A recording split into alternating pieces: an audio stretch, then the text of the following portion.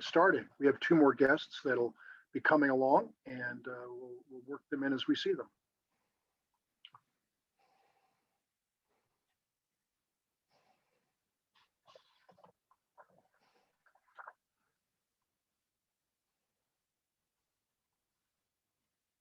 All right.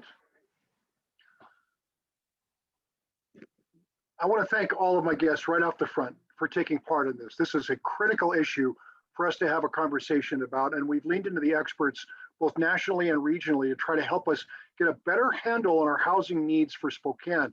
Each one of the participants today has their individual specialties and individual access to information that they are able to bring to the table. By the way, can we share the screen here, Edward? Is it possible for me to share my screen? I'd like to just go through a couple of numbers as well. The goal here for today is to examine the needs of Spokane in their housing. We want to talk a little bit about what residents want, influence of buyer migration from larger markets, history we've had in Spokane of some undersupply, and then delve a little bit into the social impacts from our lack of housing. Our goal is to take all of this information here today to be able to compile this into one report that we can get in the hands of policymakers and decision makers to help better guide us towards what we are seeing. I want to talk real briefly about what we see in the data we collect here from the Spokane Association of Realtors. And it's a brief session on what we're looking at in housing data. This gives you an example of housing where we are at for the median price houses for Spokane County, and what we have seen. And really typically from 2010 to beginning of 2015, we saw that the typical flat fluctuation you see around most of the country. Then things started to change. And if you'll notice, we have seen a 66% increase in the median price homes in Spokane County in just the last 5 years. This is also a look at how many homes were for sale in the month of January. Back in 2010, average listings, we had about 2,350 homes. As you look today, we are down about 94% in available inventory. Today, we only have 164 homes. And in real estate terms, that means we have about a 10-day supply. And as you know, a healthy market is between 4 to 6 months. And then we look at showings to try to gauge what kind of traffic and interest we see. And if you look back, 2012 is really when we started tracking this data. This goes by lockbox openings. We have seen a 45% increase in traffic. I'm no expert, but when it comes to things of supply and demand, it's clear from the data that we are dwindling in our supply and increasing in our demand, and that sets the table for our conversations today. I'd like to first off introduce James Young. He's the director of the Washington Center for Real Estate Research. He created the Housing Market Data Toolkit and is here to talk a little bit about what he sees and the impact to Spokane, especially as it becomes questions about affordability. Take it away, Mr. Young. Great, thank you, and thank you very much for the invitation to come speak to you guys. I'm delighted to be here. It's a shame with COVID that I can't come to Spokane, because I always say it's one of the best parts of the job is to go across the mountains and go to Spokane. And I think I may have missed out by not buying a few years ago and possibly trying to telecommute then. But anyway, I'm kind of noted for talking very quickly and going through a lot of stuff very quickly. So in terms of housing affordability, we're going to go through a lot of numbers fairly quickly. So all I can do is say, if you're used to any of the realtor conferences, you'll know that I have 5 minutes to usually go through the economics of housing in Washington. I'm going to try and do the same again today, so I'm not late. So all I can say is buckle up, get ready, let's go. Okay, I'm going to share my screen. Hopefully this will work, and we can go. Okay, right. I can't see myself, so I hope I look okay. Basically, we're going to talk about housing affordability. And we've been doing a housing affordability index here at the Washington Center for Real Estate Research for, almost 30 years. And it uses the NAR methodology, same as the national methodology for housing affordability.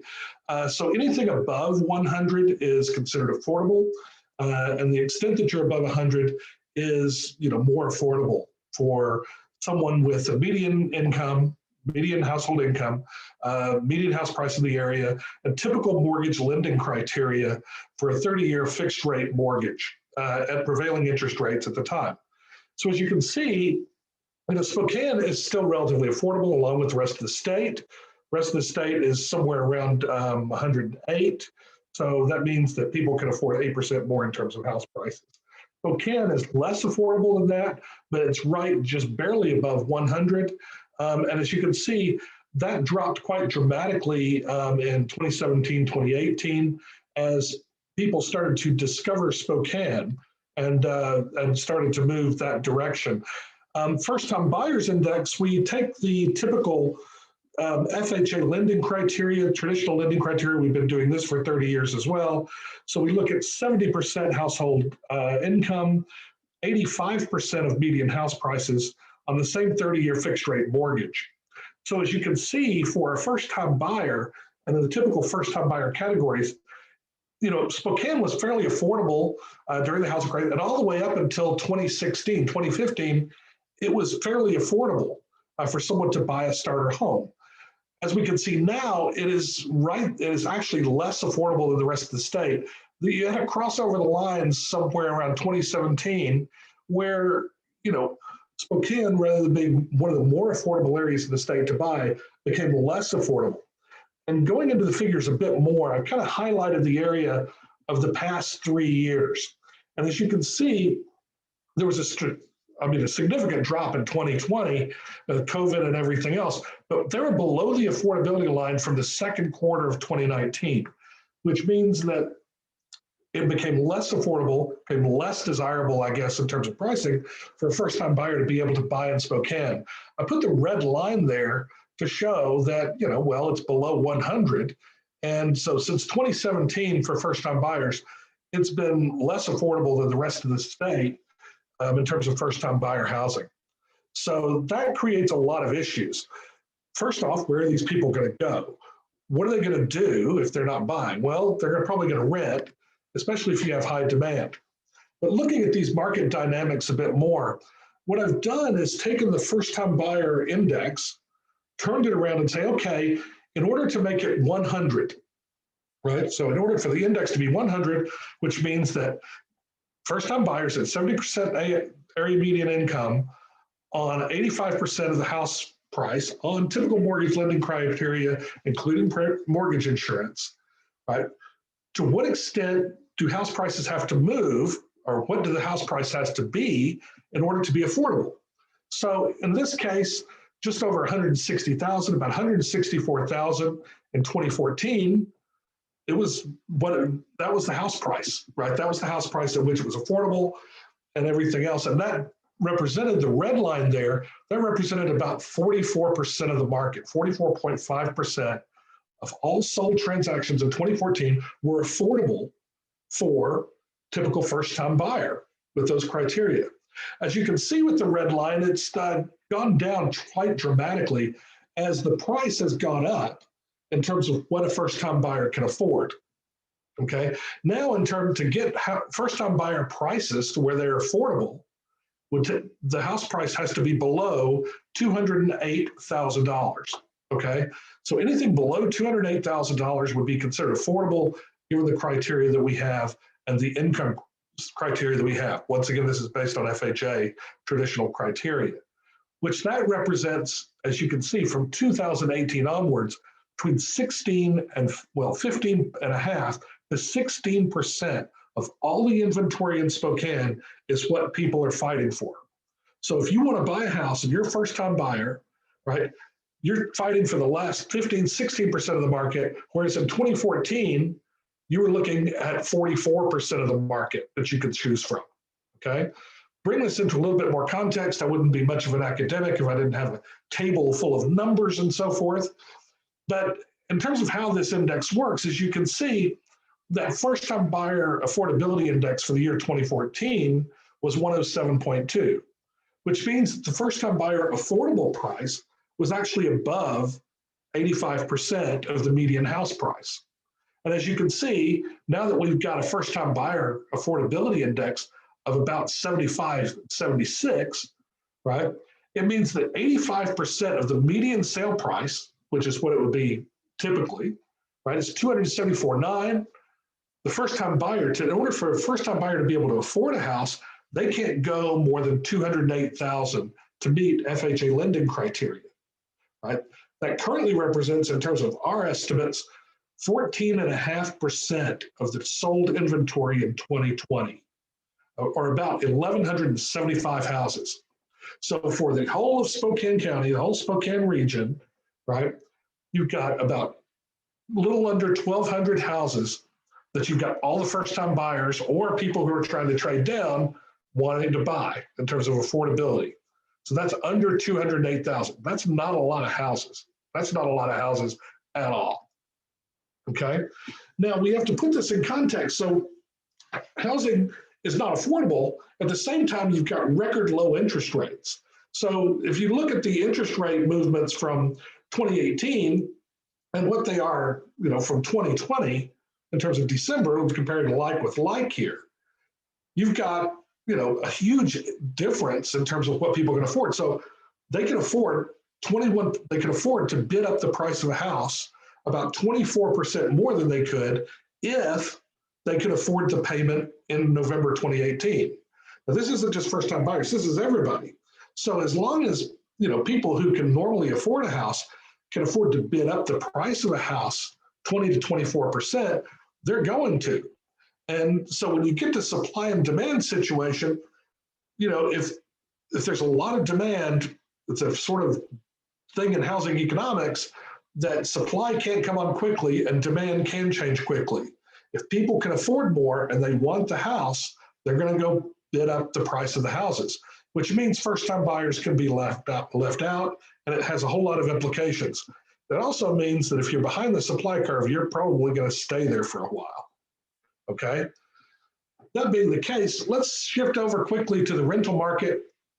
Looking at the rental market, a healthy rental market is considered below 5%. That way, you have people that can move and can enter the market. It has a lot of flexibility in terms of the housing available and so forth.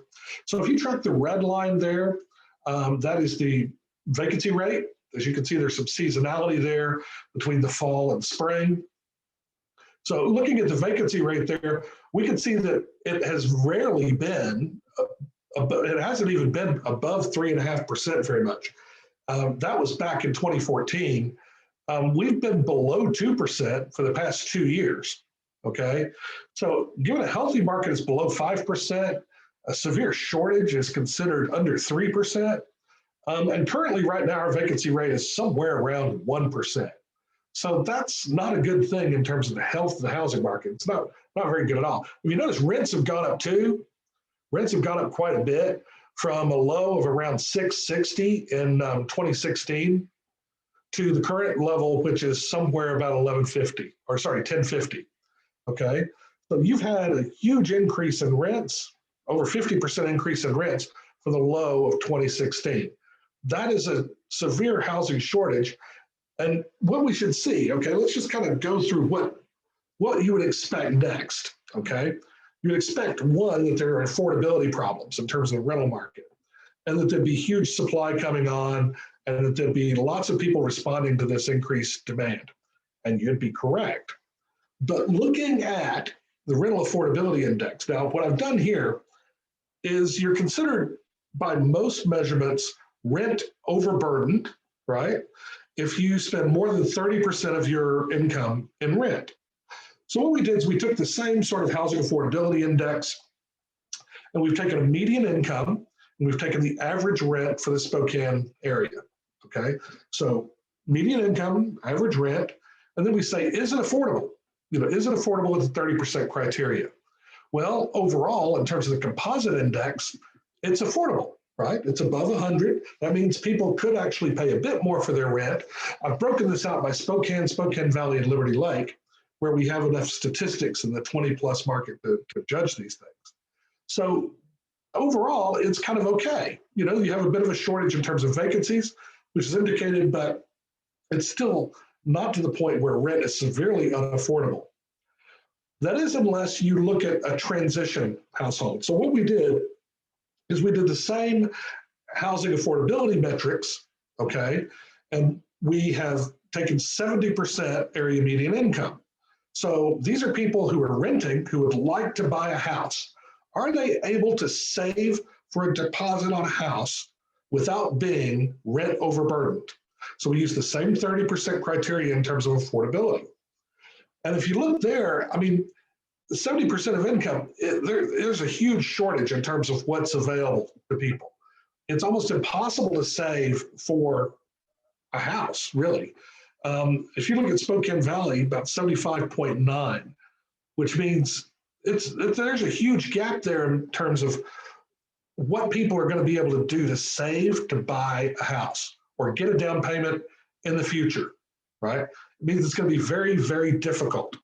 So what's going to happen here? You've got the rental market going crazy, low vacancies, rents increasing by 50% over a 4-year period, and you have affordability in terms of the composite index, but people who are not at the median income are having a hard time trying to afford anything in the rental market without being overburdened. So you've got huge supply issues, not just in the ownership market, but in the rental market as well. So I know some of the other speakers are going to talk about the demographics and so forth, and some of them are going to talk about density quite a bit and everything else, but I'm going to argue here that density isn't quite the solution to the problem here, because the type of density matters, okay?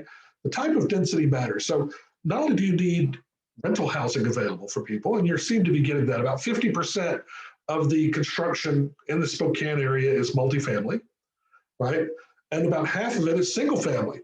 The problem is the density that you get, there's hardly any ownership opened up. It's only past couple of years that you've seen townhouses, quite a few townhouses, I believe, in Kendall Yards.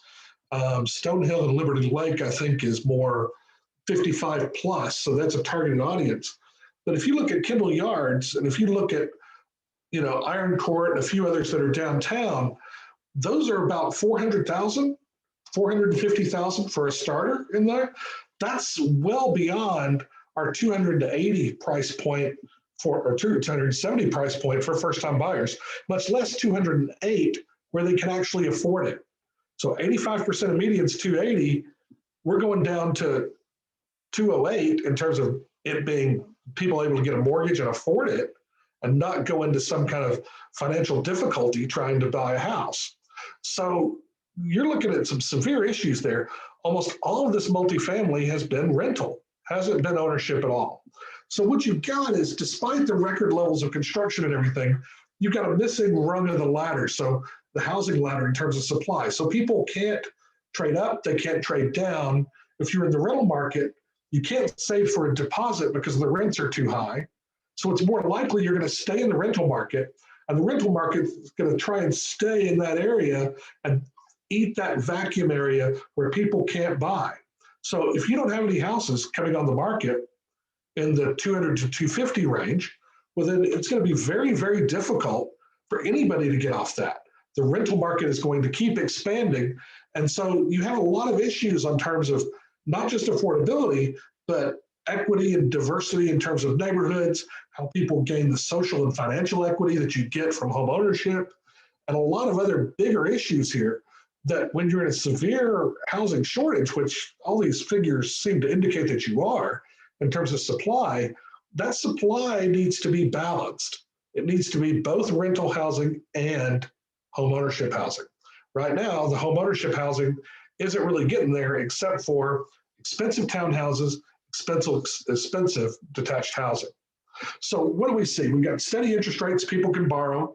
They're bidding up the price of houses. That's what you might expect, so forth, right? But you've got the declines in existing home listings, right? But in terms of the increased volume you have, you should see even more listings than you've got now. So it's steady. It's a functional decline in the number of listings. Most Washington cities have that functional decline in the number of home listings. So you've got a shortage of supply in relation to demand. It creates something of a prisoner's dilemma in the marketplace in that, if I own a home, well, I'm not going to sell because I have nothing to buy up to, nothing to buy down to. So with that shortage of supply in relation to demand, I can't take advantage of higher prices. simply because I have nothing else to move to. There's not enough supply on the market, and there's not enough movement up and down the housing ladder to allow people to move like they normally would.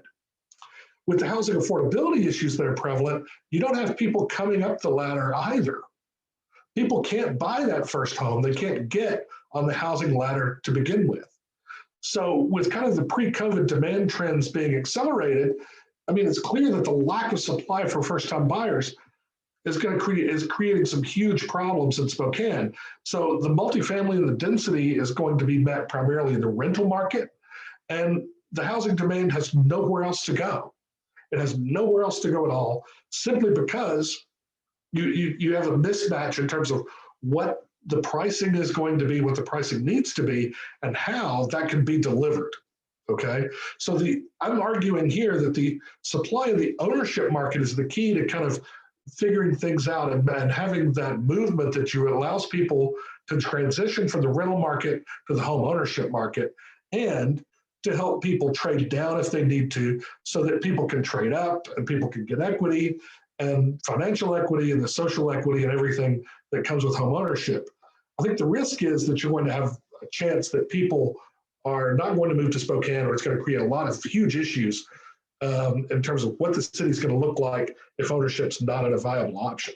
So I hope I didn't take it over time. I did not have a timer. I apologize if I have, and thank you very much.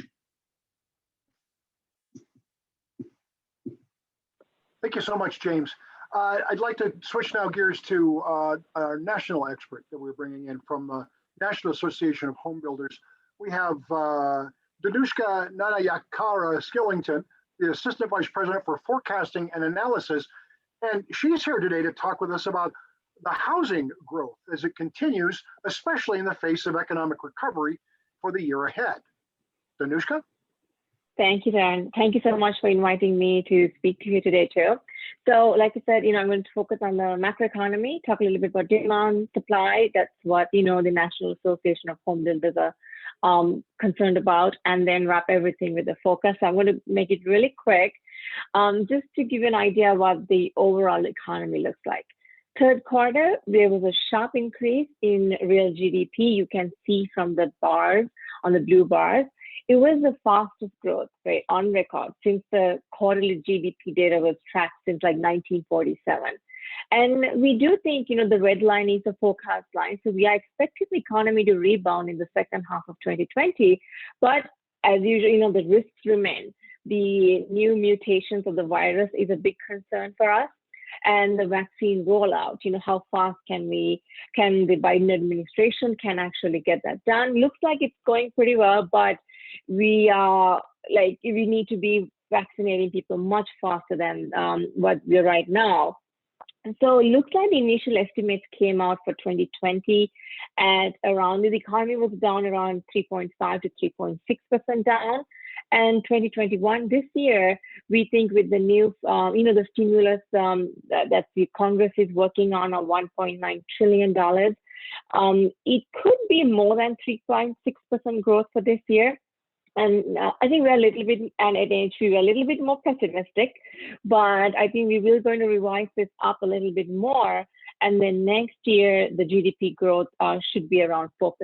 Just want to point out, the biggest problem with forecasting is, this is not a normal downturn. I'm hesitant to even use the word recession here, because a normal recession is caused by an imbalance in the economy, and this downturn is caused by a public health policy.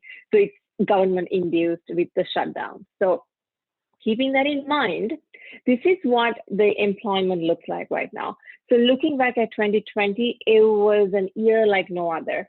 The economy lost 22.6 million jobs in March, April, and in December.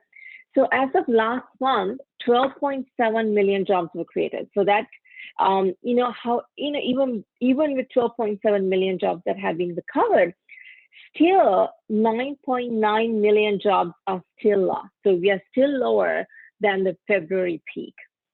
And so just to give you the magnitude of that, for the year 2020, the average monthly loss of jobs were 781,000 jobs were lost every month. Compared to 2019, An average of 178,000 jobs were created every month. This is just to show you what the monetary policy set by the Federal Reserve looks like. The current Fed rate is at 0 to 0.25. So overall, the Fed has done a fantastic job responding to this crisis and making sure there is no liquidity crisis at all. So they have done everything they can, and they are making a very accommodative monetary policy. You know, they're keeping the interest rates near zero. They've created like various programs for emergency credit to promote lending to households and businesses and you know, state and local governments. So they have done a fantastic job. So moving on to house prices, you know, James was talking a little bit about affordability, and I want to show you this one simply because this is to show you like the top 20 markets for home prices growth. And this is looking at the third quarter 2020 versus the third quarter of 2019. And the top markets had a range of price growth between 8.048 to like roughly around little over 8% to a little over 12%. And 4 out of these 20 are in Washington state. And Spokane is one of the metro areas that are on this where they've seen higher price growth compared to the rest of the country. And we at NHB also do a affordability index, and we measure that by the housing opportunity index. So, you know, despite the low interest rates, it's the supply shortage of houses and the income rising faster than wage growth has eroded affordability across the country. So across the country, it has 58, and in Spokane, it's 63. It's an index, right? So what does 63 here mean? 63 means only 63% of new and existing homes are affordable to a typical family in Spokane metropolitan area. And one thing to note is it dropped to 63 from 69 from the third quarter. So the affordability is actually going down because of the price increases that I showed you in the previous map. We get this question all the time. How has the buyer preferences changed because of the pandemic? So we posed this question to our builders, and they responded, you know, the buyers are asking home offices, homes built in the suburbs, outdoor amenities, you know, they want to be spending some time outdoors with extended family and friends, homes built in outlying rural areas for more bigger lots. And of course, everybody wants fast Wi-Fi speed and, you know, bigger kitchens, energy efficient features, larger homes, exercise rooms. So these are the things that the builders are saying buyers are asking for the new homes that are being built. Moving on to a couple of the issues on the supply side, the biggest thing here is the lumber prices. This is to show you the pricing per 1,000 board feet. So in April, the lumber prices were around $350. And then the economy shut down, and then everybody decided to remodel. And you can see the price increase in 2020. And September, it peaked at $955, and it dropped again.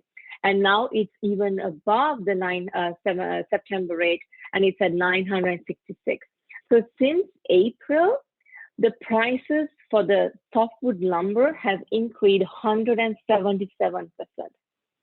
So what that means is this translates to an average single family home has, you know, just the lumber price increase has added around $16,000 to $17,000 since April, and for an apartment around $6,000. So it appears, you know, that the lumber prices are higher because of the general disruptions to the supply chain issues. So until those things are smoothed out, we will face price volatilities. Last point I want to show you here is the regulatory cost of building a single family home. It's up to almost 30% over 2011 to 2016. We are working on doing a refresh on this, so we will have newer numbers for this year. But when you look at an average, almost a quarter of the share of a home price is because of regulatory costs. 10% is during construction and 15% during development. I'm going to show you our forecast. Before that, I want to show you the NHB Wells Fargo Housing Market Index. It came out today. The newest number is at 84. It's not updated on this map, say. So this here gauges the builder sentiment in the single family market. So it is not a surprise, the housing sector has been a phenomenal year this year. And the builder confidence remains strong, and the strong buyer demand is what is kind of offsetting the supply chain challenge, the lumber prices. So with this in mind, this is the forecast that we have. So we are expecting 2020 to come in around 11% over 2019, and that is double-digit growth compared to the last few years. And 2021, for the first time since the Great Recession, we expect single-family starts to cross over 1 million. And then, we expect the growth rate to kind of slow down to around 3% because of the cost factors and the supply chain issues. We don't think that the builders have the capacity and may not be able to expand production because of the supply side issues. Just to give you an idea what multifamily construction forecast we have, 2020, we think it'll be around 3%, and then 2021 down 11%, because the market should cool down because the rent growth are slowing and the vacancy rates are rising. But the market should go back to trend next year when the vaccinations and then, the construction should pick up again when people start to eventually come back to the urban centers. Last slide I want to show you is the national economic impact of home building. So these are the estimates that shows an average single family home generates 2.9 jobs. That is enough to keep one worker employed for a year. So it includes, substantial number of jobs in construction, of course, and then manufacturing of building products, transportation, and also professional services such as architects, engineers, financiers, and of course, real estate agents as well. So in summary, home building generates an attractive mix of jobs to support a healthy national and of course a local economy too, and especially during a period of recovery. Thanks.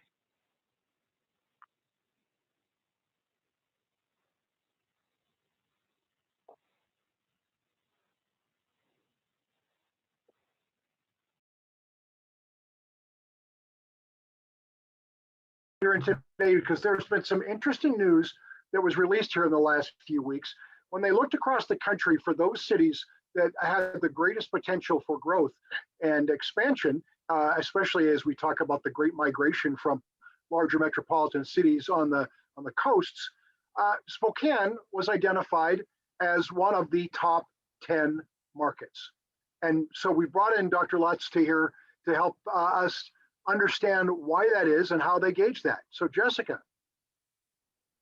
Thank you. Thanks for having me. I do feel like this is a bit of a homecoming. I'm from Cle Elum originally. I went to Central Washington University, and all of my mathlete conferences were in Spokane. It was the big field trip that we used to take in high school. So that is probably my familiarity with Spokane as a kid, growing up and knowing that it was the big city to me, outside of Seattle as well. So jumping in, yes, we did this report. It's really exciting. I'm going to show you a lot of data. I know we all have 10 minutes. I am going to set my timer and I promise I'm going to stick to it. It'll just start dinging and I'll say that's done. Okay, so let's go in. I'm going to give you the national landscape because I think we can't do things just in a bubble looking at one market. We have the highest home sales in 14 years. We have the lowest amount of time from list time to contract time because there is no inventory. And so I know both of the speakers already have hit on this. It really is, if we're playing a drinking game, it's afternoon here, so we're good here. It's an unprecedented time. It's 1.9 months of supply. When we look at the national level, the real supply is actually lower than this because this includes pending contracts. So we know once it's pending, it's not a real supply. We also know that we have more than 100 months of year-over-year home price growth, really driven by that lack of supply. In all of the metro areas, every single one of them that we are tracking, we have year-over-year home price growth, many of them double digits. I think 85% of them or something crazy like that. We're seeing double-digit home price growth, and your market is no exception. When we look at the Spokane prices that we are seeing now, I will say this, I won't say it's a perfect scenario, but it is a better scenario because we have low interest rates. When we look Q3 to Q3, we've calculated it with the interest rates that we have, you actually do have a lower payment. That being said, the payment is not what brings first-time home buyers in. We know that we're missing the first-time home buyers today. We know that we have about a 30-year low in first-time home buyers right now in today's market. And when we look back at what the historical low was in the past, it was because there was double-digit interest rates. So interest rates great now, but saving for that down payment nearly impossible. I will say, on the good side, when we look Q4 to Q4, yes, that is 24% home price growth, Q4 to Q4. That is very, very high. But I will say, just looking at the value, the home price of homes, if you're moving out of Seattle, if you can work remotely, that is a significant price savings, almost buying a BOGO if you could actually find 2 homes, which you probably can't. The other thing that we know is that with 5% down, it is quite a bit of a difference. 62,000, talking about what you need for 5% down for qualifying income in Spokane versus 116,000 in Seattle. Now, I know that not all the population is coming from Seattle, they're coming from all over, but obviously that's an easy pick, an easy city that's really close to just do an apples to apples comparison of home prices versus qualifying income and what you actually need. When we look at the actual outflow inflow data, I will say we did a Freedom of Information Act to look at USPS change in zip code data. Now, a couple caveats with this. It's a change in zip code. So this actually means it's temporary movers. Those are included here. It also means that these are renters and they're homeowners. We don't know. We don't have a way to get at that because it's change of address data. Looking at just county level data, what we can see are some pretty interesting things here. Obviously, a lot of movement between Idaho, not a surprise. It did surprise me a little bit that Orange, Florida, also surprised me the Texas. That being said, again, we know that these are renters included here. These are also temporary moves. We are going to be updating this. This only goes March to October. So we've actually already requested so that we can do a full year. I know we're here for a year in the pandemic and do the full pandemic outflow, inflow, see where people are coming from, see where they're going to. I think it'll be a really interesting narrative and an interesting story to tell. I'm sure there's a lot of people who are doing that right now, so we don't have the data yet. That being said, yes, we did say we identified Spokane as a top 10 market emerging from COVID. There's a lot of reasons that went into this. Obviously, it's a lower cost area. We went over that, some of the latest and greatest data that we just released last week. The other thing that we're seeing here too, some interesting things here are that there's a large share of the workforce who can work from home. And I'm going to show you some census pulse data as well, because it actually has changed and it's increased drastically from these numbers. These are the latest numbers that we could get when we put together the report, and they were already high. The other thing that we're seeing is that the unemployment rate there is high. But that being said, if there's a lot of people teleworking, that's going to change that dynamic, and that's going to change that. We're also seeing, and what we base this on too, is actual small businesses opening. Obviously in COVID, there's a lot of headwinds to that, so we're not necessarily going to see that. But what we had seen in this area was a lot of small businesses opening. The other thing that we're seeing, again, that out-migration from expensive West Coast areas, multi-generational households. That's something that's incredibly important. I don't know if I included the slide here, but multi-generational households have increased dramatically during COVID. It's now 1 out of 6 home buyers are purchasing a multi-generational home. And so we are seeing some change in dynamics. We did talk about, oh, perfect. Okay. So multi-generational homes, I'm going back to a nationwide scale here. When we look at this data, I don't have local data on this that is current in the pandemic. But when we look at a nationwide scale and we look at home buyers who did purchase during COVID, what we do see is that 1 in 6 buyers purchased a multi-generational home. Number one reason, aging parents. They want them now in the household. More than about half of them are actually purchasing because of this aging parent there. The other thing we know is cost savings becomes very important. People relying on each other, knowing they could have a loss of income, knowing that they can buy a bigger home with other family members in that home, not necessarily in a married couple, nuclear family unit. And then adult children at home, more than half of young adults are at home right now. Much of that is because college is online, a lot of job losses for younger populations as well. So there's a lot of young adults at home. Also, they don't want to pay high rents if they don't have to, and they can telework. So we saw a huge change in that. Largest share of young adults at home since the Great Depression. The other big thing I'm going to say here, and this doesn't necessarily have to do with Spokane, but I think is an incredibly important point to make. When we look at home buying today, we are seeing a change in what buyers need because there is a baby bust. We have more than 35-year lows in birth rates, and that is changing the dynamic of what people need in their home, how much space they need, where that home is located.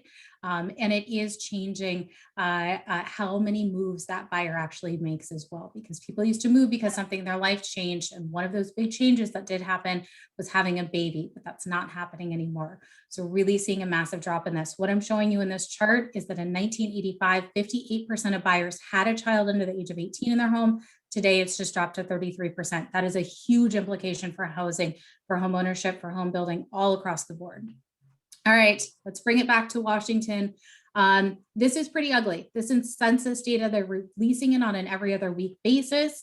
The latest data that we're seeing from Washington State overall is that on the good side, 46% of people are working at home. They're teleworking, they're keeping themselves safe. They can move their office into their home. They're going to need a bigger space for that, though, suddenly working from home. But we are seeing this is a K-shaped recovery. This has been touched on, but it is an unequal recovery. There's a lot of Americans who expect a loss of income, are having a loss of income. It's affecting their ability to pay their usual household expenses, affecting food scarcity that is happening in this country. We've certainly seen the lines at food banks, and it is impacting their ability to pay their rent or their mortgage because they just don't have enough income coming into that household, and there is a loss of income through no fault of their own. This is honestly a medical crisis. This is a healthcare crisis. This is not something else that we went into this with, but people are not going to go to restaurants. They're not going to go to sporting events. They're not going to go to the dentist like they probably should because of the concern of COVID. So this is impacting people and their employment situation. All right, more ugly numbers. We released today the snapshot of race and housing. It is an unequal recovery, but it's unequal across the board. When we look at the homeownership rate by race, this report dug pretty deep. It's more than 30 pages long. We looked at homeownership rate, but we looked at the causes and why the homeownership rate is different by race. We just look at Washington State, what we see. So homeownership rate for white Washingtonians is 67% versus Black Washingtonians at 31%. That gap is actually wider than the national gap, which is depressing in itself. There's a lot of factors behind this, but I would encourage you to take a look at that report. And then lastly, I'm going to leave you with a housing forecast. I got 1 minute left.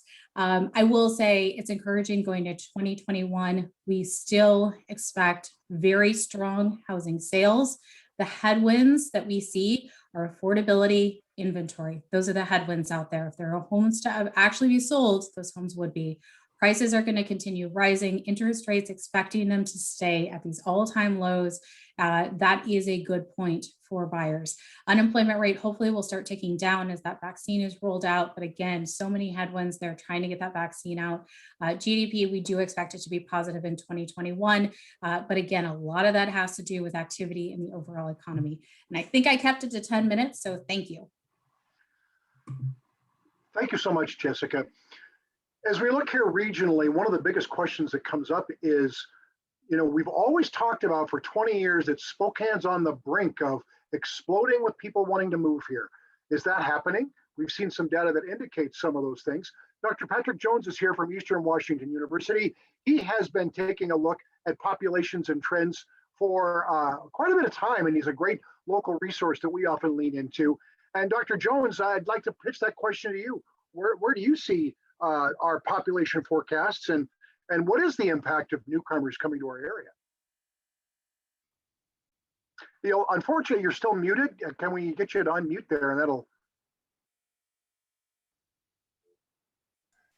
Can you see my screen, Darren? Yes, sir.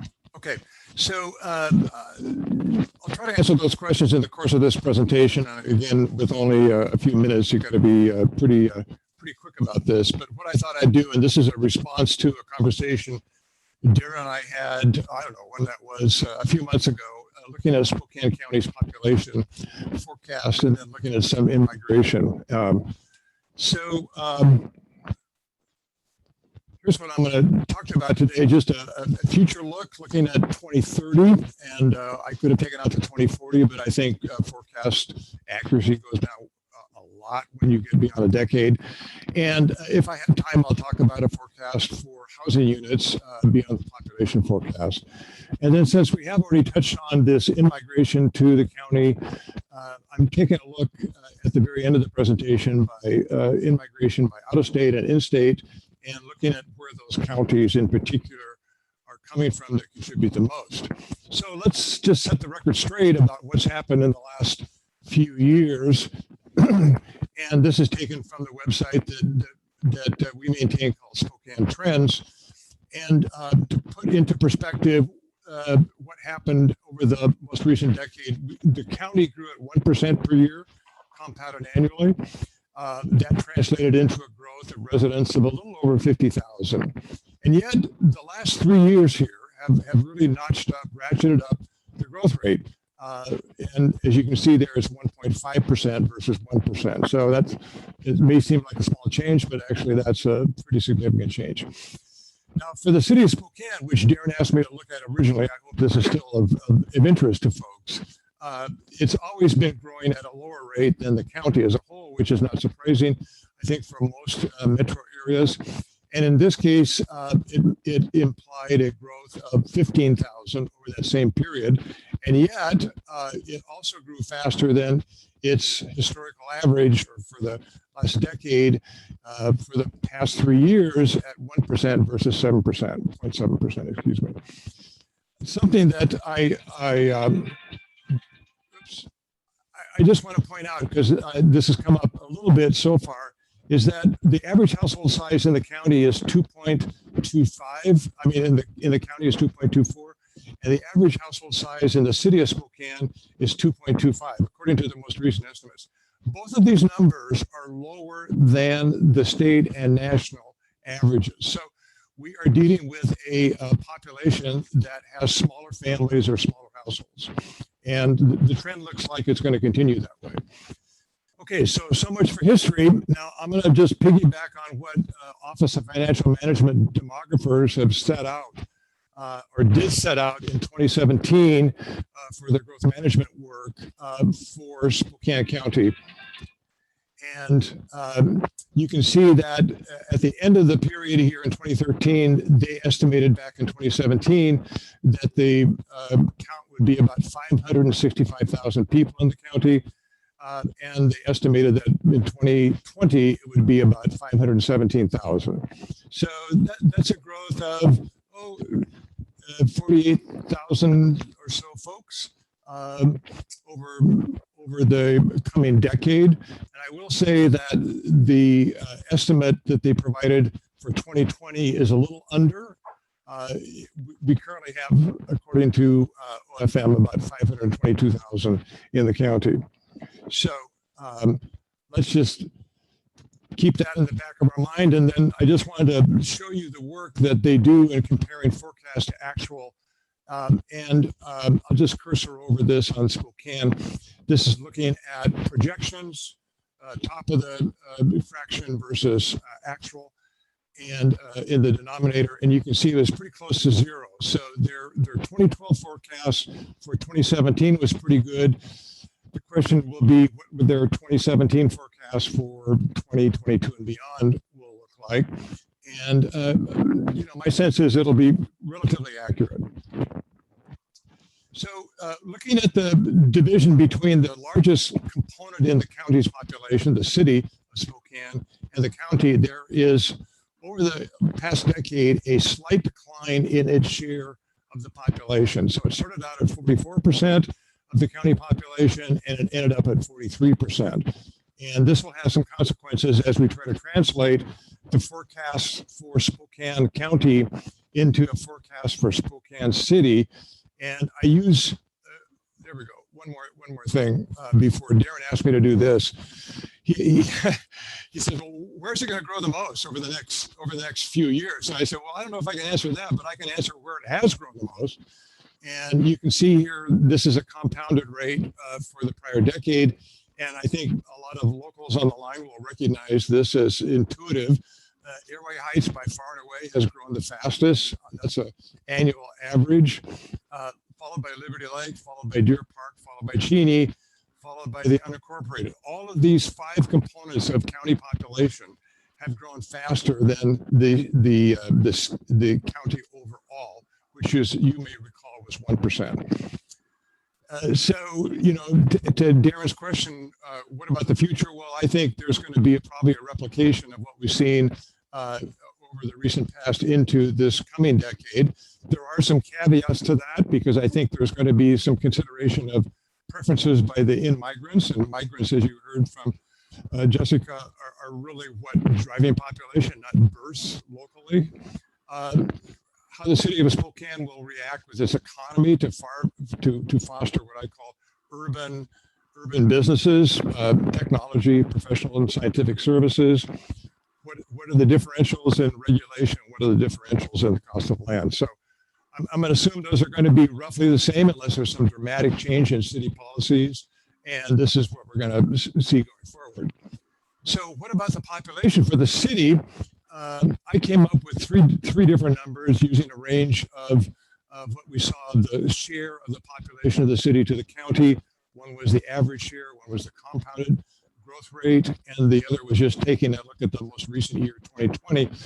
And I come up then with 3 scenarios in 2030.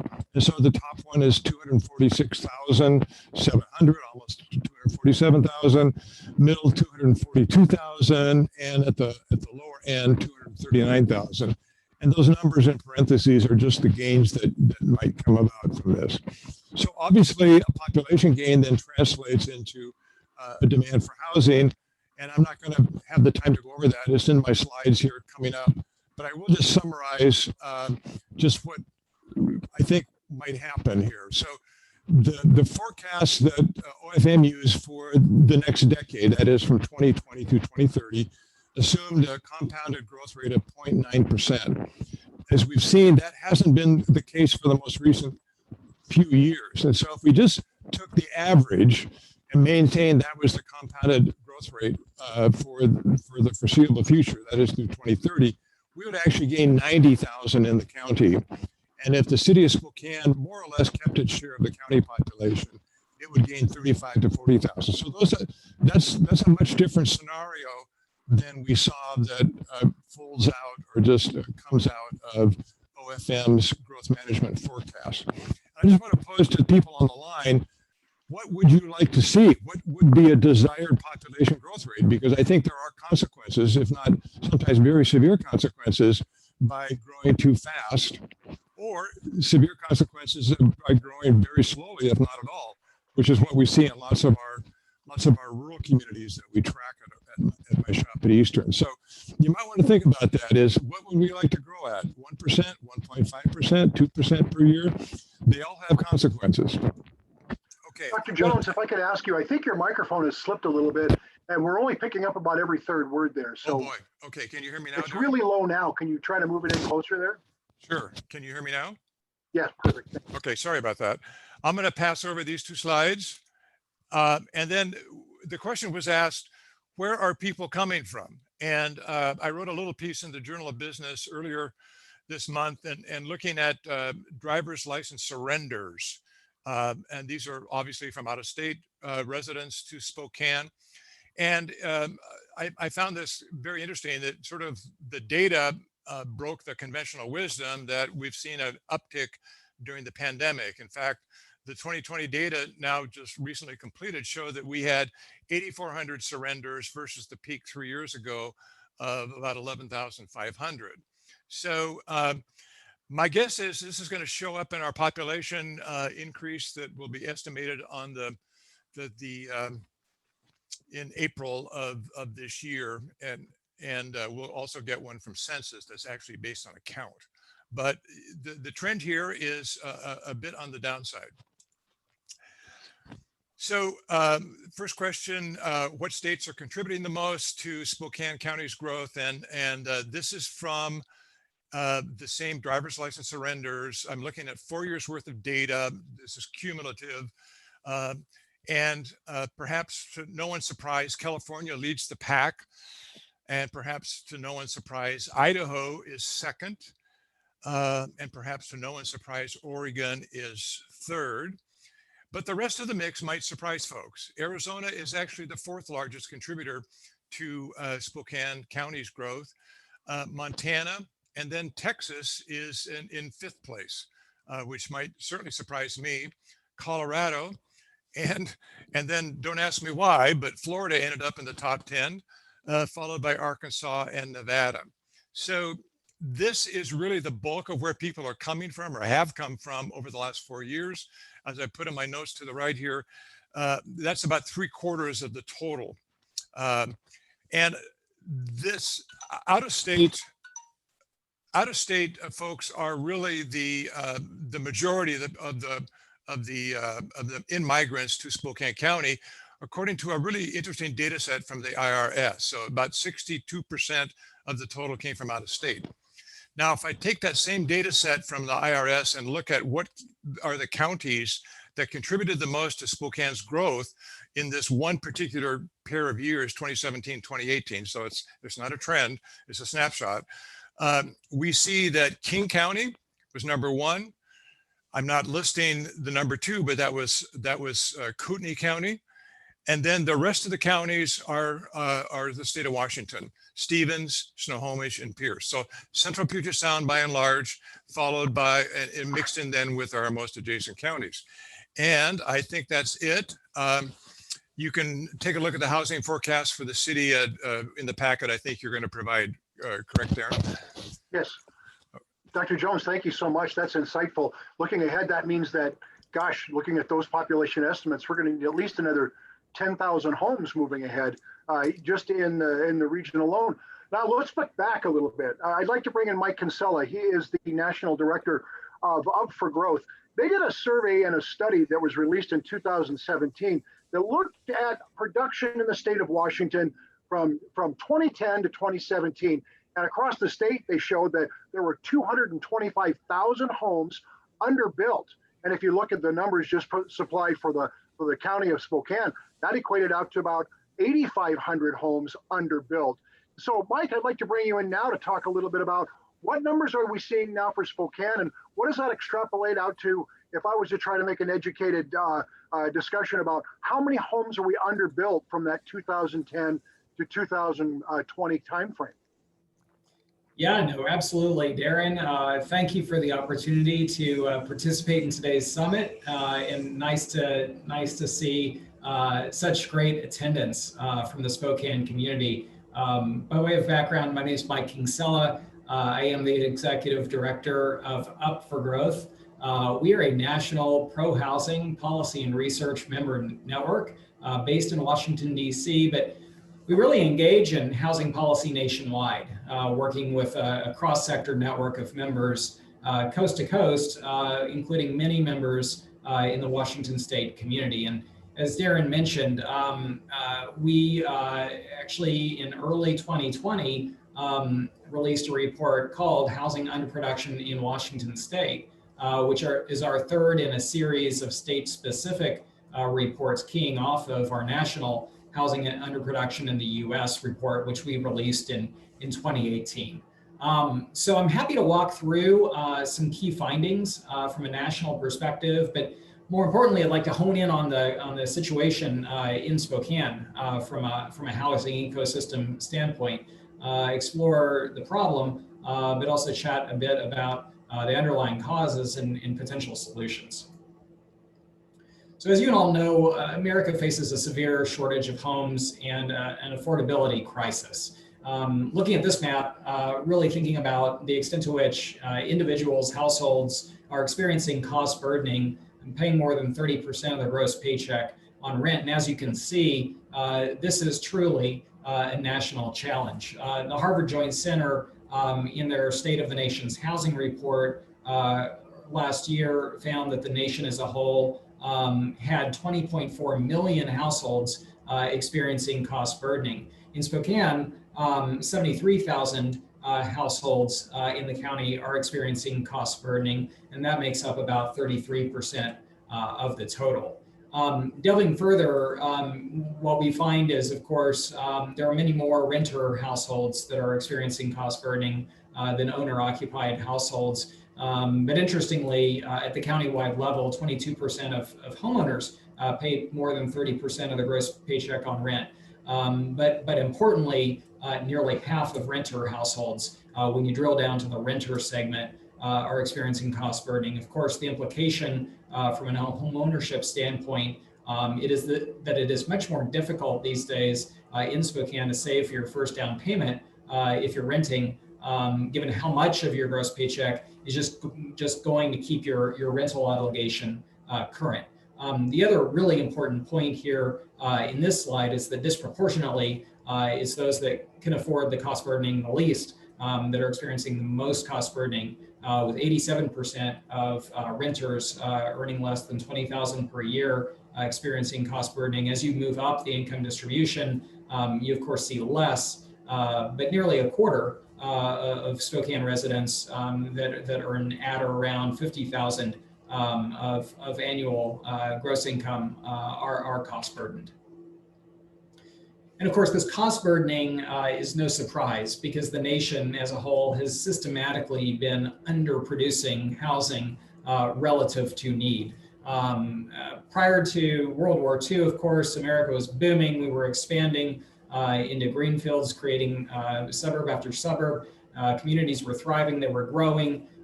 We were meeting housing needs through loose and accommodating land use policies.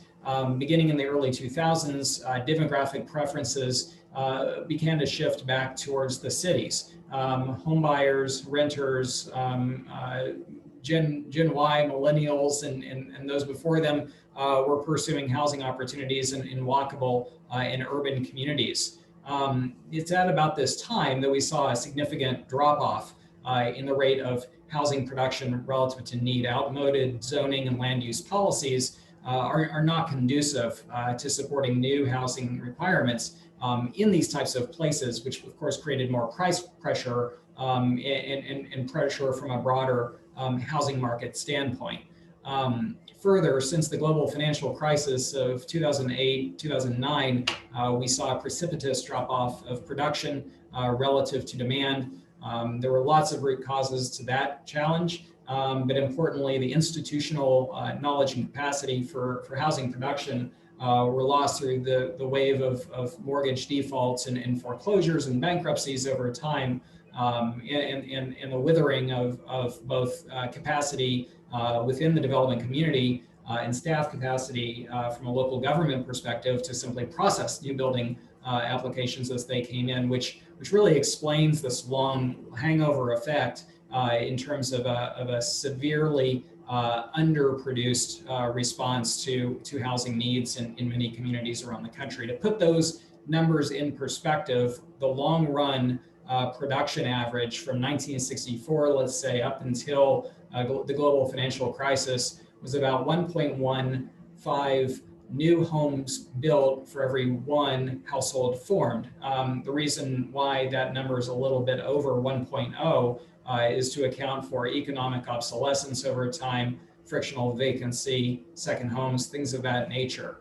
Post 2008, that ratio dropped substantially to only 9 new homes for every 10 new households formed.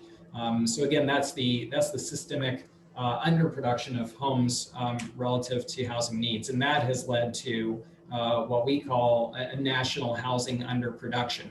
Our estimate, based on analysis that we engaged Washington-based economic consulting firm Eco Northwest to help develop, is that the nation as a whole fell 7.3 million homes short of meeting housing needs from 2000 to 2015. And of course, that's in states you'd certainly expect to find shortages like New York and California, but states you might not expect, like Idaho and Maine. Washington State, over this time period, we found fell 225,000 homes short of meeting housing needs. But there's two sides of that coin. There's a cost to underproduction but leveraging that housing need moving forward creates a real opportunity to drive positive economic and fiscal outcomes. In a sense, one of the points we often argue is that while housing was arguably one of the key drivers that threw our economy into crisis in 2008, if we're smart about housing and land use policy now, it could be the very thing that we can use and leverage to pull us out of the current economic crisis. And so our analysis for Washington State in particular found that by building the 225,000 homes short that the state fell behind over, say, a 15 to 20 year time horizon would contribute roughly $103 billion of gross state product to the economy, resulting in positive fiscal impacts to the tune of $660 million of state revenue. And that's both state sales tax as well as B&O tax. But statewide housing production, consistent with the nation as a whole, has not kept up with growth. Our national study found that from 2000 to 2017, the state built 0.99 homes for every one new household formed. That's relative to a national average of about 1.06 new homes built for every household formed. More recently, looking at the period of 2010 to 2017, the state produced only 0.68 new units for every one new household formed. So the situation getting much worse rather than better after the global financial crisis. And to put a Spokane spin on it, at the county level, the county produced 0.73 new homes for every one household formed. So we accepted Darren's challenge of taking a look at Spokane County today in seeing, in nominal numbers relative to the statewide underproduction, how many homes did the Spokane County fall short? And the way we thought about this is really just looking at, in 2019 numbers, how many households exist, how many homes exist, and relative to 221,000 households at the county level today.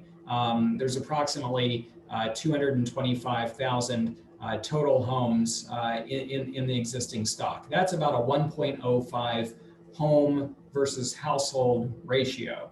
To put that in perspective, again, think about the long-term national trend of 1.15. That's a healthy housing ecosystem in our view, or in today's King County, over on the west side of the state, that county is at about 1.07 units per household. So relative to King County, even Spokane is significantly underproduced relative to households. So the way we sort of thought about looking at underproduction today in Spokane is really thinking about that national average target ratio of 1.15 relative to the 221,000 households in the county. To be at that level, you'd want to have about 250,000 housing units needed relative to how many homes exist today of about 223,000. That leaves an underproduction of a little over 30,000 homes, representing 14% of the current housing stock. Now, there's lots of nuance and considerations, product type and income mismatches. Of course, in thinking about the level of production needed to address the needs of net new homes or net new households or net new jobs created. But we think this is a good measurement stick or point of reference to understand what's really going on in Spokane and why we're seeing the affordability deterioration at the rate that we're seeing it. I'll also just say from a home ownership perspective, we looked at how affordable generally is housing in Spokane. And what this chart shows is that assuming a 20% down payment, what is the affordability of housing in Spokane, ownership housing in 2019 by MFI band. So looking at the 0 to 30%, 30 to 50, 50 to 60, your workforce, your attainable housing targets 80 to 100% MFI and 100 to 120%, and then of course 120% MFI and up. And what we find is that, for example, a household earning 50 to 80% of MFI would find housing that is affordable of the available stock of about 38%, and of course they're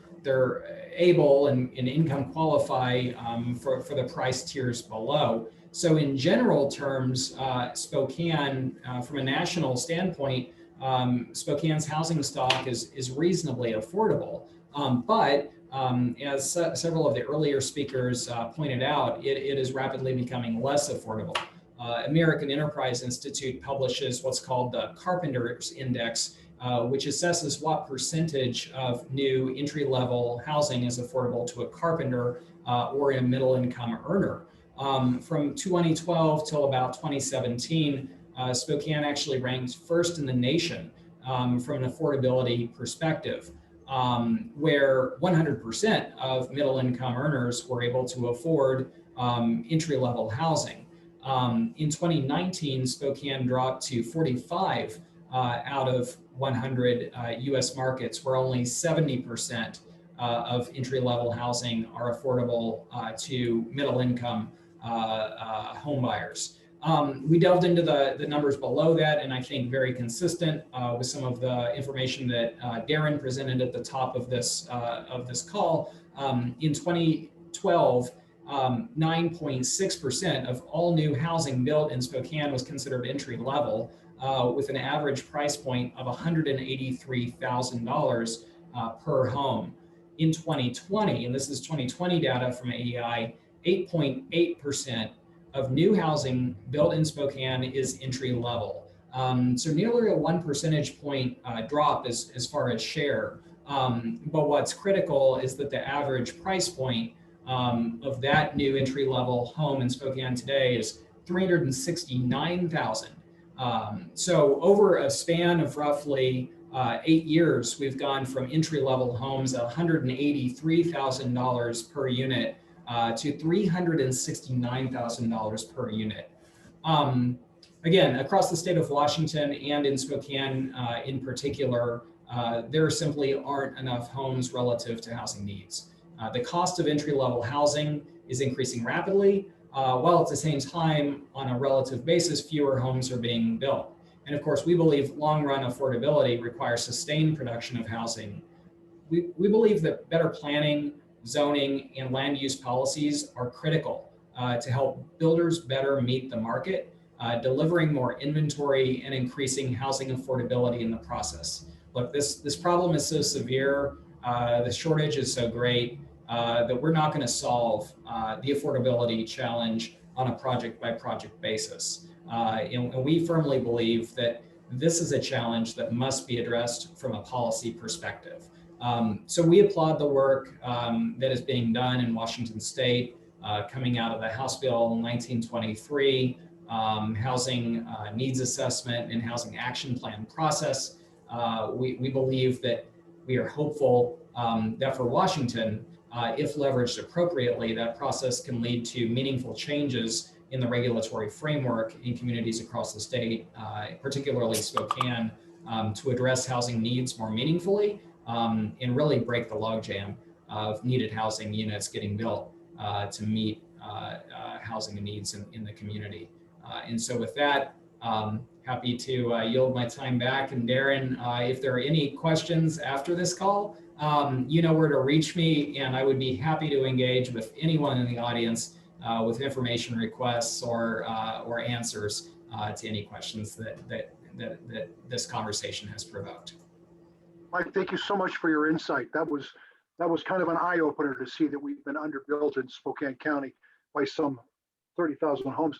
I'd like to talk now to Dr. Ocasio-Hockheimer, who is the associate professor of economics at Whitworth, to talk, rather than the numbers of houses and things like that, we'd like to talk a little bit more about what are the implications for people and what this impact of housing has on the people who live here. Dr. Horkheimer?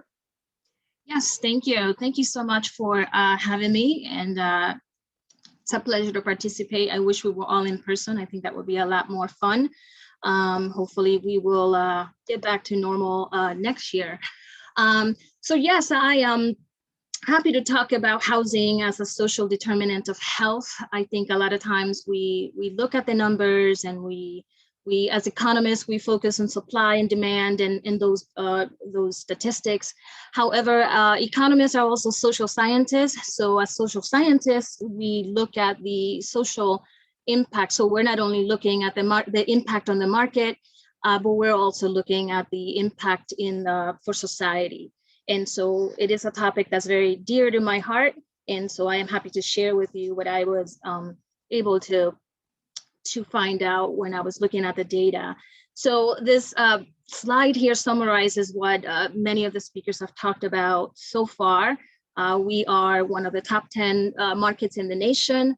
Property values have been skyrocketing. The supply is very low, as the data shows. And so we have no doubt a tight housing market. And so with a tight housing market, so a low supply of housing, there's a host of effects, right, or impacts. One being affordability that we've talked about already.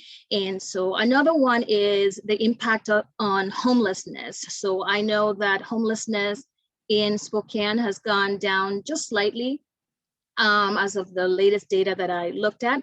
However, it has been increasing significantly for youth and racial minorities. So this is the group that I'm going to be focusing on in terms of the social impact of a lack of housing and a problem with affordability.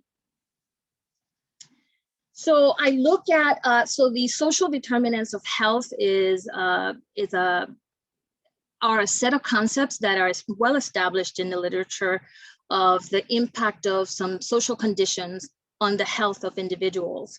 So the definition of social determinants of health entails the conditions that shape the health of individuals. So what are the factors in society that impact the health of individuals? So a very important topic and very relevant to the issue of homelessness.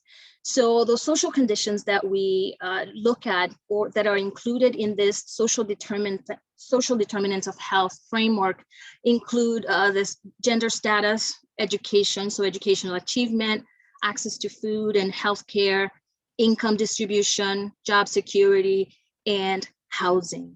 So as I said, and many have said before, housing, a shortage of housing creates a problem for first-time home buyers, and it creates a problem for the affordability and so forth. But it also has, it's a very important factor in securing the health of an individual. So I will be talking about that a little bit more.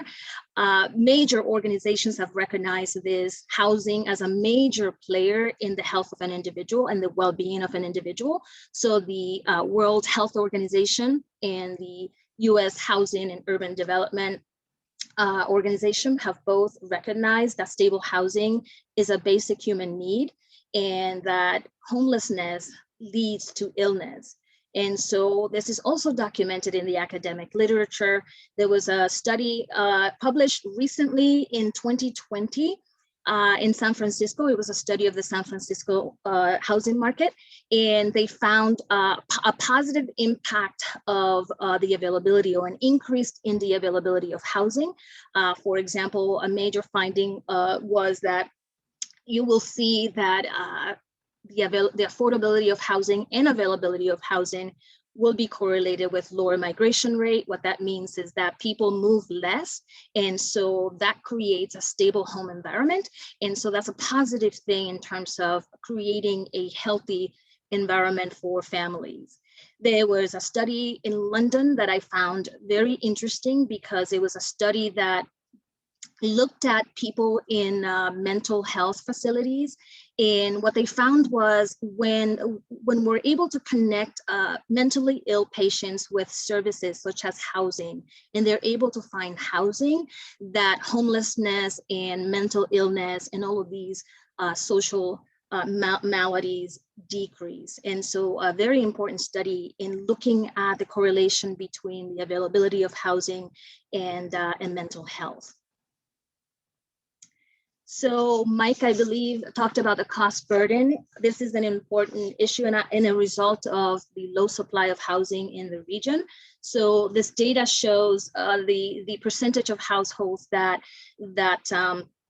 spend 30% or more on housing costs. So the general definition is that a household is cost burdened if they spend more than 30% of their income on housing, and a household is severely cost burdened if they spend more than 50% of their income on housing.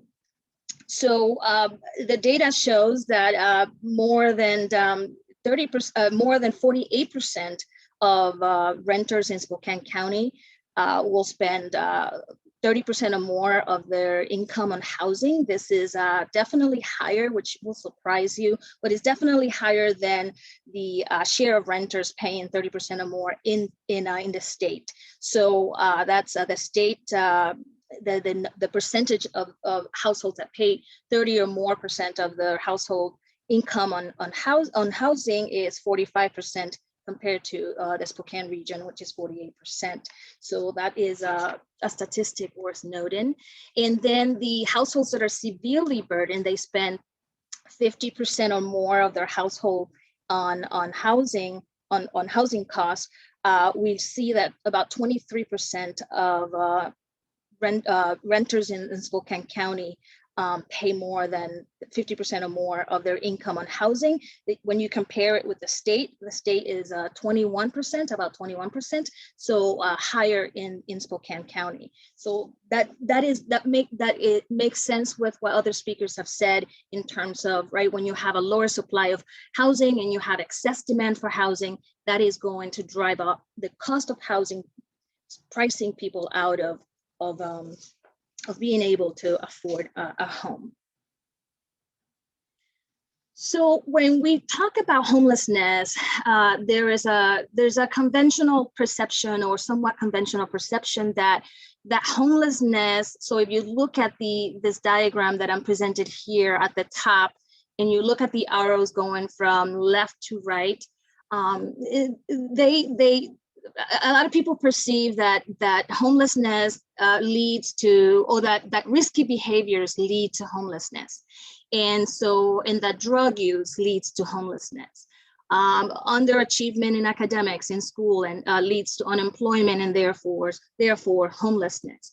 But what you will find in the data, and I will show you some local data, what you will find is that the social impact of homelessness really happens first, and then you will start to see a host of social impacts, negative social impacts. So I would argue, based on what the data tells us, that we move from right to left. So homelessness, people become homeless, and then they perform poorly in school, therefore affecting their job prospects. Then, right, they get depressed, they stress out about finances, they stress out about where to sleep for the night, and the drug use, and then the risky behaviors. So I would argue that the correlation would be that homelessness happens first, and then you end up with a host of other social issues. So there is data here looking at the homelessness, the students that are homeless, and what we can see is that in Spokane County, we have about 37% of students that are homeless. This is an increase by about 25% since 2007. So a significant increase in student homelessness between 2007 and now. And so I mentioned that 37% of students per 1,000 students enrolled in public schools are homeless in Spokane compared to 35% in the state. So we definitely are higher. The percentage of students facing homelessness is higher than the state as a whole. And then there's some data here, and this is where you start to see the impact, the social impacts of homelessness. So this is data looking at the Spokane School District. And so in this sample, they sample about, over 1,000, almost 2,000 students. And so about 47% of those students are experiencing homelessness. What you see here in this data is the majority of the students are in elementary school. This is a very sad statistic. And so you see that if you look at the bottom of the slide here, you will see the impact of homelessness. So you look at the blue bar shows the regular attendance rate for school for homeless students, and then the gray one is for students who have housing. And what you will see is that homelessness will impact attendance in school. It will impact performance in English language arts and proficiency rates. It will impact the performance in mathematics, and it will impact the graduation rate. So this is, in essence, when I tell you that homelessness definitely, right, it is a social determinant of health. It is a social determinant of a lot of social issues that we face. So the housing market is very important. And when we look at homelessness and when we look at the social issues that we face, and I will show you some statistics on that as well. And then this is for Meade School District. The statistics are similar to the Spokane Public School District. However, the graduation rates here, you see that the impact on graduation rates is higher, or it's more severe for homeless populations of students in Meade than it is in the Spokane School District. And so that's in essence how we start to see that that correlation. And then we could look at other statistics. I know we're tight on time today, so I'm just gonna quickly just show you, but just overall looking at the social issues that we're facing with the youth. And suicide rates in the Spokane County, they're higher than in the state and higher than in the country. And so that is definitely a very eye-opening statistic. When we look at drug use, Spokane definitely leads Washington State in that outcome. And so we'll see that is very important. When we look at the mental illness, we see that when we compare Spokane County, when we look at serious mental illness over time, we see that we definitely are a leader as compared to the state. So these are things that we need to consider, especially when we think about housing and how important housing is for our region. And I'm going to just jump to the last slide and I'm going to conclude. But here what you see, and this was based on a study done recently, in which what they found is that housing, so if you look at the column all the way to the left, that when you have property quality, when you consider rental levels that are affordable, income levels that allow individuals to afford home and housing, that will lead to less stress. So when you look at the middle column that looks at the mechanism, that will, when people have housing, there will be less stress. They will be able to thrive at work. They will be able to eat better, right? Because they can cook food in their homes. So you'll have less food insecurity. And so ultimately that will lead to improved health and well-being. So the housing as a social determinant of health, it's an important element of the conversation when we look at the housing shortage that we are experiencing in the region. Thank you. And if you have any questions, feel free to reach out. It's powerful data. Thank you so much for sharing. Ben Stuckert was going to join us here from the Spokane Low Income Housing Consortium. Unfortunately, he's had to step away, but he has asked me to share these bits of data, which we think are very important for us. When we look at the lower end of the spectrum, and it talks about the low income housing supply, there are some statistics that he would like for us to share with you. In Spokane County, there are currently 5,000 subsidized units. A successful community, by the standards that he gauges, is that 15 to 25% of your housing stock is subsidized, but that 5,000 units really represents a number of 3 to 5%. So we're well underbuilt or represented for those voucher homes or subsidized government units. He says that there is an immediate need for 2,000 units right now. Spokane Housing Ventures, which serves the underserved populations of our community, now has a 4-year waiting list. Federal funding continues to deteriorate.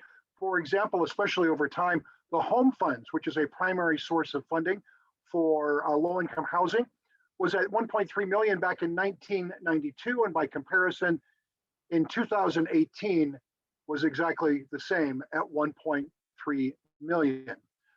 How did we get to this place? Well, as you may know, Mr. Stuckert was the Spokane City Council president from 2011 to 2018, and he left us with this quote for our consideration. In discussing the Growth Management Act, it said it does not spread out, but assumes cities would implement their own comprehensive plans. He says the city of Spokane has centers and corridor strategies, but has never taken steps to create density around the 28 centers and corridors. He believes it is a byproduct of NIMBYism and neighborhood councils that favor the status quo over any change to current family zones. When it comes to the Growth Management Act, no one really knows this one better than our own County Commissioner, Al French, who's been following this for some time. Al, I brought you in because you made some pretty bold statements that I wanted you to have support, that essentially we've broken promises, if you will, to our residents of Spokane County under the Growth Management Act, and we're not anywhere near the targets that we set out. So I'll turn this over to you. Yeah, well, thank you, Darren, for the opportunity and the opportunity to share some ideas and some perspectives. I started out in 1995 as a member of the City Planning Commission and served 8 years on the City Council, and now on my 10th year as a County Commissioner. So I've had to deal with the Growth Management Act for a significant part of my time and stuff. And so, there were promises that were made 26 years ago when we adopted the comp plan or the Growth Management Act, and just haven't been realized. One of those, from a county perspective, is that it was recognized that there was going to be a shift of revenue from the city or from the counties to the cities, because all of the urbanized areas were supposed to be housing retail opportunities. So counties lost a significant amount of retail sales tax that helps drive services and stuff. So here we are 26 years later, and that revenue has never been replaced. So it impacts the ability of counties to provide services. But more importantly, as it relates to housing, the Growth Management Act has now become a political tool incorporating social issues and requirements. There's also a push to require that the updates include climate change elements and greenhouse gas reduction thresholds. And of course, all of this requires funding, and none of the funding has been provided or is anticipated to be provided. So again, that provides that burden, or moves that burden onto the local jurisdictions, and with that comes a cost that will have a significant impact to housing.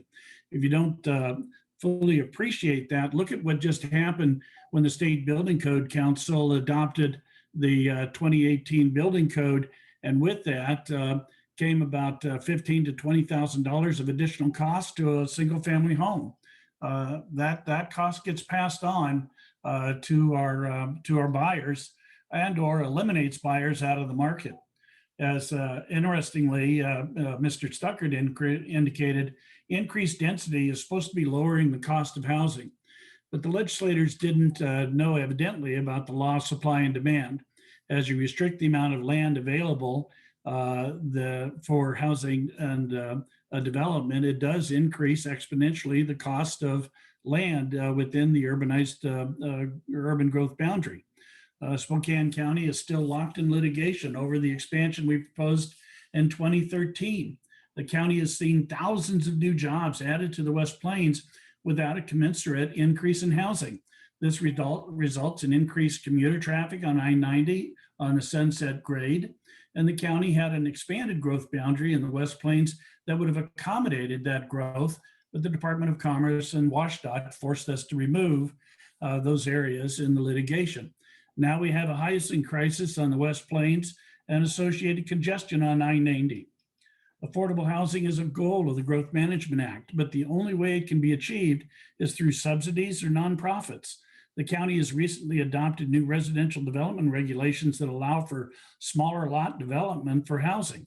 This is to reduce the amount of land required for a home and bring the cost of housing down. This will work for a while until the market adjusts and smaller lots become more expensive, similar to what happened in Las Vegas's Summerwood neighborhood. Home ownership is one of the hallmarks of this country and a primary wealth builder for many families. The change in condo legislation after the 2008 market crash has continued to hamper condo development in the state. This means that multifamily living is predominantly apartments or townhouses. Now, on the other side of the state, there are legislators that prefer this because, in their words, landlords are easier to control than to regulate homeowners. That includes condo owners. When you restrict land and limit options for housing types, you create a housing shortage, as we are currently in. Renters are making a mortgage payment, but it's to the landlord instead of their own. Increased density was supposed to reduce travel times for goods and services. Kendall Yards demonstrates this, but it's not the norm in Spokane. COVID-19 might change this dynamic. We have yet to realize how remote work will impact communities with business centers. But if there is a change, it will not be because of the Growth Management Act. Increased density will promote neighborhood businesses, and that will reduce travel times. This outcome is very rare in the state. The city's comp plan was predicated upon the principle that 26 neighborhood centers would be identified and developed. Of those, not one has developed in the last 21 years as envisioned in the plan. Kendall Yards was not one of those centers, but it is an example of what is possible. It was developed as a planned unit development and not as part of one of the recognized neighborhood centers. As Mr. Stuckert indicated, and I agree with him, the city has failed to implement its comprehensive land use plan. It continues to use suburban development regulations to develop an urbanized area. It does not work. And as a result, we have a lot of undeveloped land, housing opportunities that have been missed. And we need to change that. We're committed to a plan, let's implement it. If we're not, let's change it. But right now, what we're doing is not working, and we've got a housing shortage as a result of it. Thank you very much for the opportunity to share some thoughts and insights with you, and I'll yield my time to my other speakers. Well, briefly, you wrote a letter to the city of Spokane that said that we're going to miss our GMA targets for the next 5 years by some 38,000 homes. Given that the projection numbers that were underbuilt by 31,000, it seems like that number matches up pretty closely. Yeah, it does. And when you look at the amount of growth that we've experienced, you know, I know that demographers like to look at 10 and 20-year periods. I'm looking at the last 3 to 4 years and the rate of growth and the rate of in-migration. I mean, we're not only experiencing in-migration because of job growth, but we're also experiencing what's known as climate migration. There's a significant population that's moving out of those areas in the southwest part of the country. California is a great example of it, with fires, lack of reliability in the energy grid, and a number of other things, and moving north. And we're seeing that in the numbers as presented earlier by one of the other speakers. You've got climate migration, you got immigration because of a thriving economic climate, and we're not keeping pace with our housing. And that eventually will hurt us in terms of job growth and job creation. I should give you a statistic that fits underneath this. When the National Association of Realtors, in making their determination for us to be one of the top 10 markets, they looked at the year of 2018, where households were moving away from large urban centers. They identified 32,000 people that were moving. Of those moving on the West Coast, 8,000 came to the city and the county of Spokane. Jim Frank is probably one of the strongest advocates that I know in Spokane for housing. He sees it firsthand. And we'd like to have you come in, Jim, because this is a conversation that's very important about where is housing at, and supply and demand is a very powerful thing. Where are the opportunities, and what are you seeing as a developer and builder? Well, thanks, Darren, and thanks everyone for this presentation. There's been some really enlightening information provided by all the speakers, and thank you for all those that are attending. By way of background, I'm a home builder, been in this market for almost 35 years. We build about 300 houses a year and about 200 apartments a year. So we're in both the Coeur d'Alene market and the Spokane market. So we've seen changes happen in this market in the past 10 years. And I want to talk a bit about some of the movement that's happened and some of the trends that are happening between Spokane County and Kootenay County.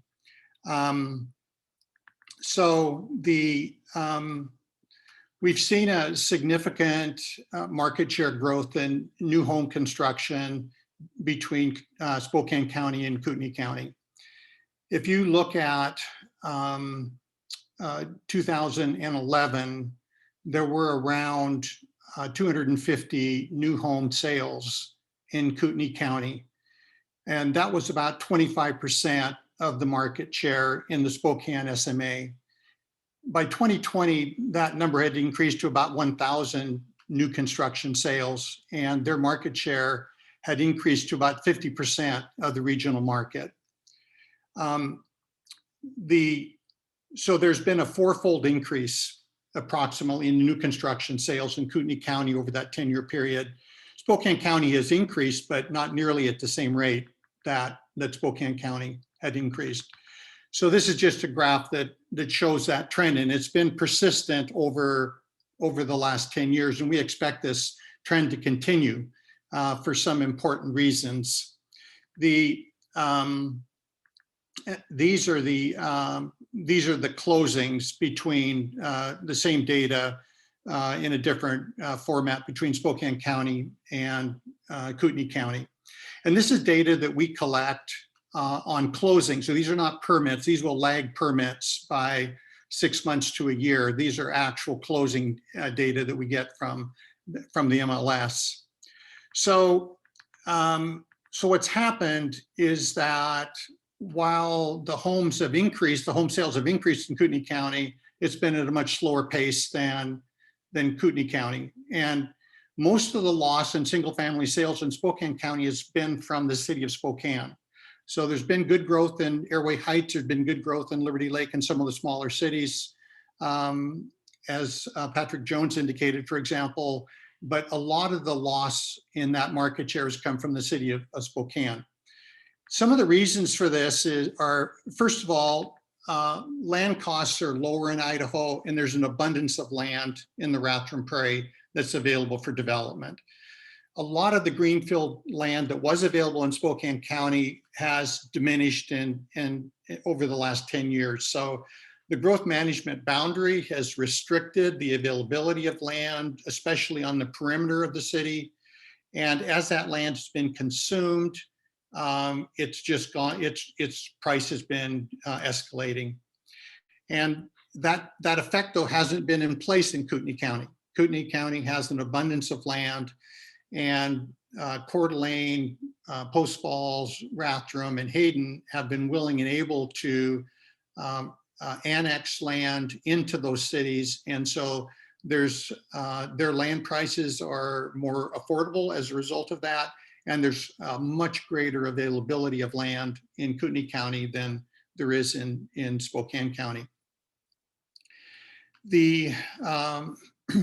Idaho has more effectively marketed their regional quality of life. And I'll get to some slides in a second that show the migration patterns, but there are higher migration patterns into Kootenay County than there are into Spokane County based on the data that we have.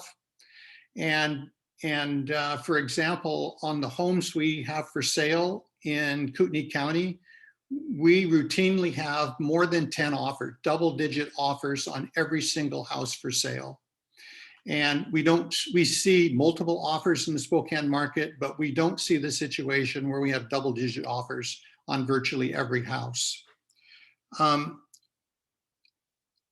Spokane, there's been recent activity in the part of Spokane County, as Commissioner French has noted, that attempts to open up some infill development opportunities with smaller lots and a wider range of product types.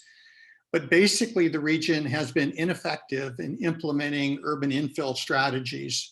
And as Mr. French discussed, Commissioner French discussed about the comp plan in Spokane, the urban village corridor concept, while it's an important and I think good concept, has never been implemented with development regulations that allow it to occur. And so what's happening in Spokane, and really in the entire region to some degree, we build houses on large lots, we build large apartment complexes, and we build nothing in between. And we've had a number of speakers talk about the importance of having a balanced housing stock and the ability to have affordable home ownership. And we simply don't have the development regulations that enable that to happen. And Idaho is better because they're more flexible in their development regulations, and condominium development is possible in Idaho.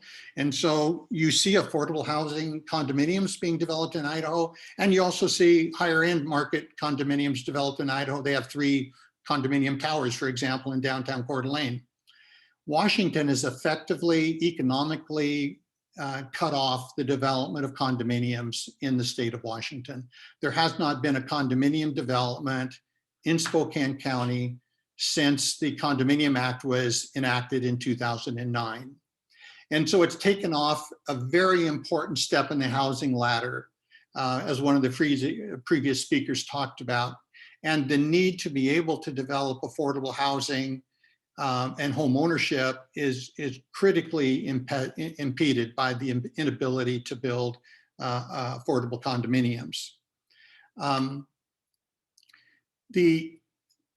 But it goes beyond that. We have to look at our development regulations that allow a wider range of housing types in our single family neighborhoods. So I really believe that housing needs to be regulated by density, it needs to be regulated by mass and scale, and we need to allow a wider range of uses within neighborhoods. So you need greater flexibility on townhouses, you need greater flexibility on using small lots, you need greater flexibility on small multifamily projects. So not everything is a 200 unit apartment project, and not everything is a house on a large lot.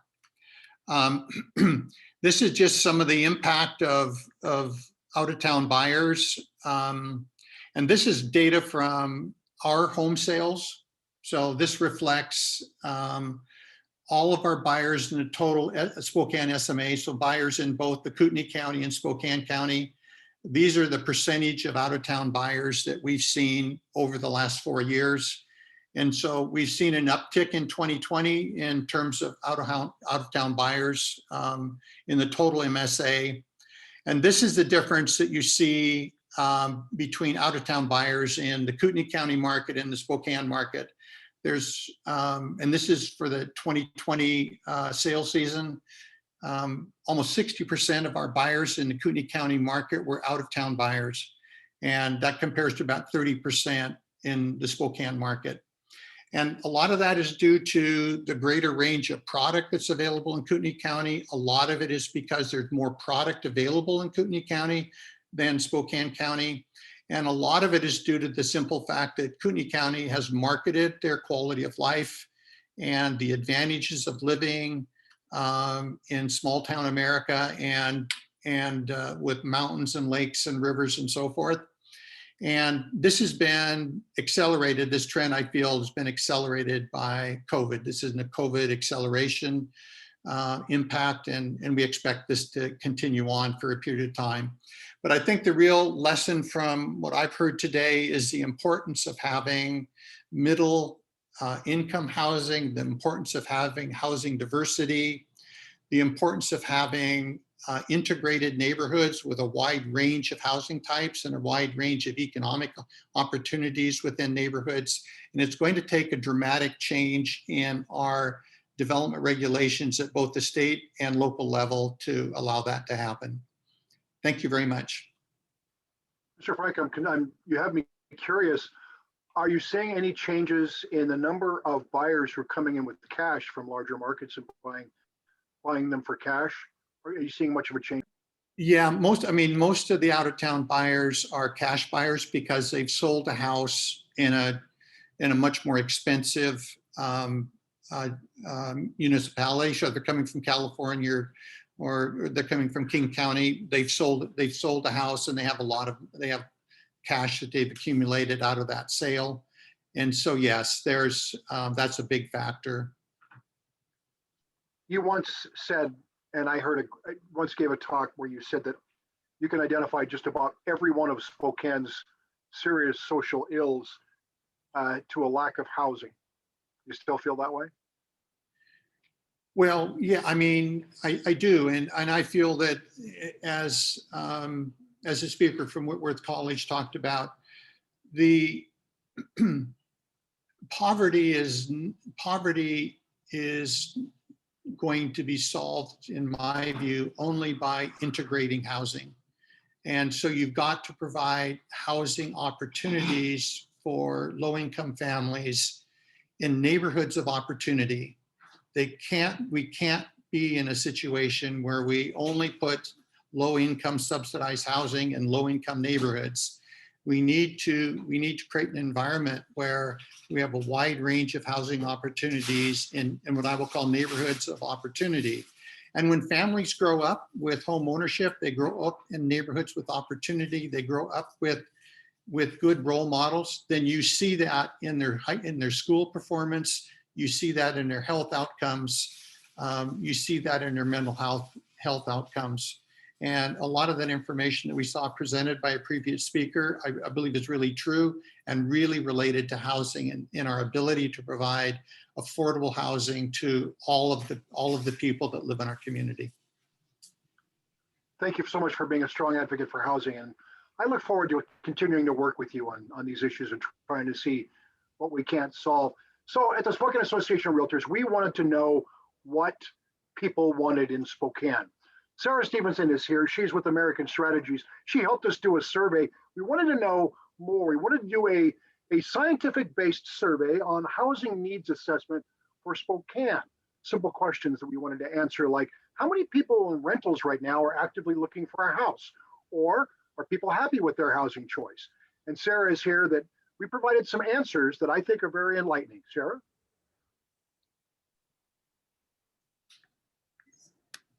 Hi, Darren. I have a PowerPoint to share with you all.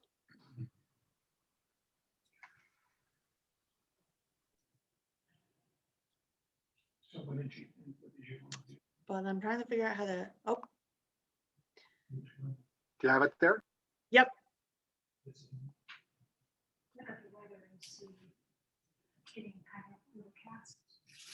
Great. As Darren mentioned, I'm with American Strategies. My name is Sarah Stevenson. We are a national polling firm specializing in housing issues. We do a lot of work with state and local realtor associations through the National Association of Realtors. So the survey results I'm going to be sharing today are from a survey we did this past spring in Spokane. The sample universe was all registered voters pulled from the voter file.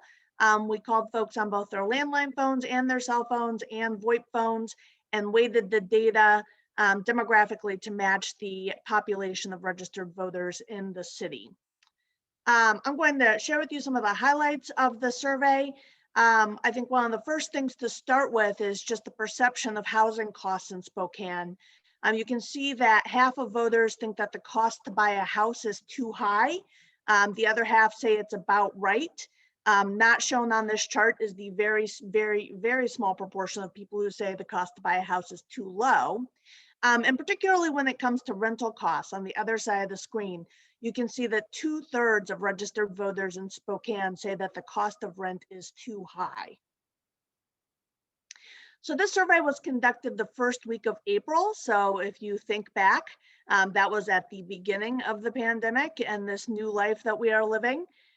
Even then, 2 in 5 voters in Spokane said that the cost of housing was a strain on their monthly budget. So 14% said it was a significant strain, 25% said it was a slight strain. So a total of 39%, almost 40%, who say that the cost of housing is a strain on their monthly budget.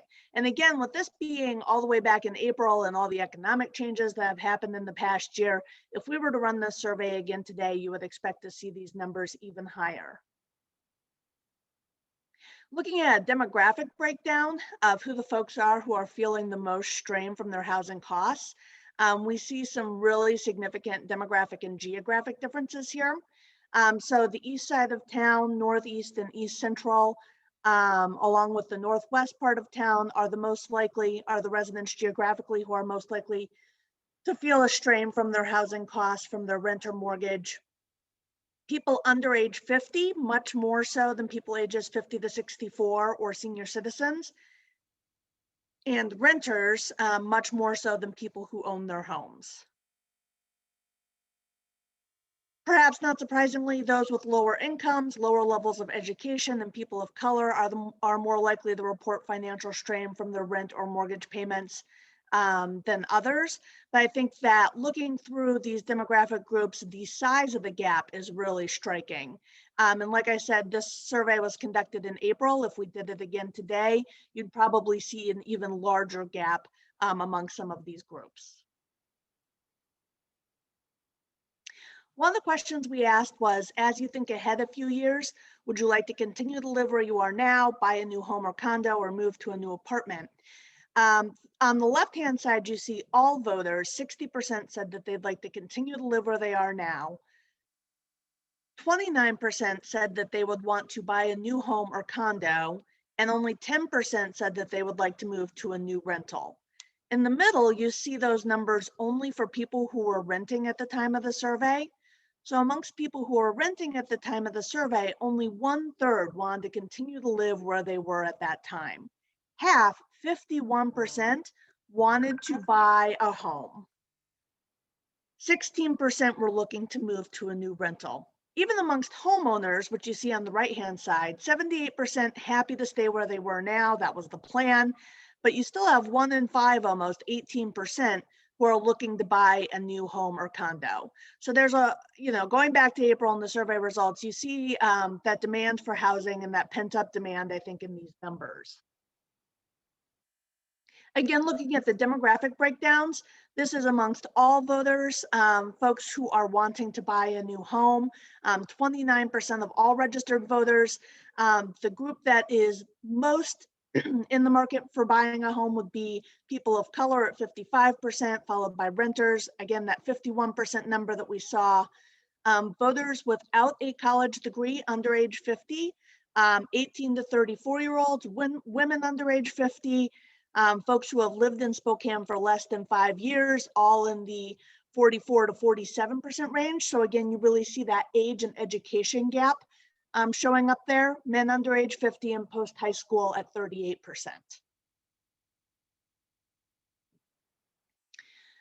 We asked the question, do you think there is too much, too little, or about the right amount of each of the following in Spokane? And then we read this list to folks. Housing for people with low incomes, housing for younger people and those who are just getting started in their careers, housing for older people who are looking to downsize or have special needs. You can see that 58, 64, 79% said that there's too little of these types of housing in Spokane. So too little housing for people with low income, 79%, too little housing for younger people and those who are getting started in their careers, 64%, too little housing for older people who are looking to downsize or have special needs, 58%. Down at the very bottom, you see new houses and apartments being built. 30% say too little compared to 21% who say too much, 45% plurality who say about the right amount. And when we break that out across the city, it's really only South Spokane where that too little number is most concentrated. Across the rest of the city, folks are really very open to new houses and apartments being built. They say that there is too little construction going on now. One of the other questions that we asked was about public policy to encourage more housing and development and to address Spokane's housing affordability problem. We asked whether folks would favor or oppose each of these proposals to address housing affordability. And you can see a majority favor each of these proposals. The four at the top really have broad support, with more than a third of voters who are strongly in favor of these public policy proposals, and 2/3 to 3/4 who are strongly in favor or somewhat in favor. So these proposals that have really broad consensus support include providing incentives for developers like tax breaks or fee reductions to build more housing that is affordable, requiring developers to set aside a certain number of their units as below market price housing, changing zoning laws to allow the development of alternative housing options like carriage houses, garage apartments, or tiny houses. And some of the other presenters have talked about the missing middle and the different kinds of housing options that are not available in Spokane. So I think this data point really shows the support for building that kind of housing, along with changing zoning regulations to allow the construction of more multifamily homes, like townhomes, duplexes, or apartment buildings. All of those have broad support. The two that have a lower support, still a majority, but a little bit more divisive, reducing local building regulations that increase housing costs, and leveraging future property tax revenue to finance housing development in specific neighborhoods, which was our attempt at a plain English version of tax incremental funding. So those are the two where there's a little bit more of a rub involved. But really, I think the overall takeaway from the survey is that there is a huge demand for housing. Folks want more options. They are very concerned and feel personally burdened by costs.